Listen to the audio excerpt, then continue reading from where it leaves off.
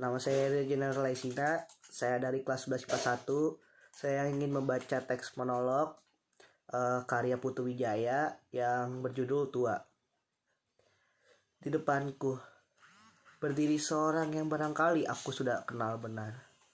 Mungkin juga tidak. Aku tidak tahu siapa namanya. Perawakannya sederhana. Ia tidak membawa apa-apa. Matanya juga hanya dua, dengan sorot yang biasa. Bahkan ia tersenyum manis dan mengatakan, "Apa kabar?" Tapi aku cemas. Aku merasakan ada bahaya dalam ketenangan. Sedang merambat perlahan-lahan, hendak menjangkau leherku. Aku merasa terpepet ke sudut dengan sopan dan kemudian pada akhirnya nanti dengan lemah lembut akan diminta untuk menyerah. Aku tidak siap untuk menyerah karena aku merasa masih perlu untuk menunjukkan kalau diberi kesempatan lebih lama. Mungkin aku sanggup bekerja lebih baik, termasuk memperbaiki kekeliruanku di masa yang lalu. Sayangnya, waktu tidak bisa menunggu. Orang itu bertambah dekat. Akhirnya aku terpaksa membela sebelum diserang. Aku memanggil, "Ya Allah, apa yang harus aku ambil?" Di sana hanya ada sebuah kursi. Kursi itu terpaksa aku angkat. Kemudian aku lemparkan kursi itu ke arah orang itu. Kena tepat. Mukanya langsung terluka.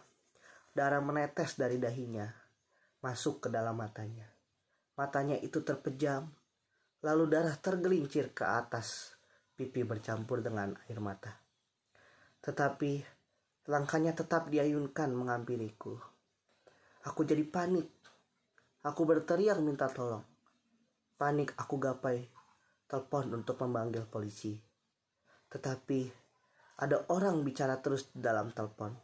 Dengan dongkol, telepon itu aku lemparkan ke mukanya. Tepat mengenai hidung orang itu. Hidung itu luka. Darah menetes dari hidung, masuk ke dalam mulutnya.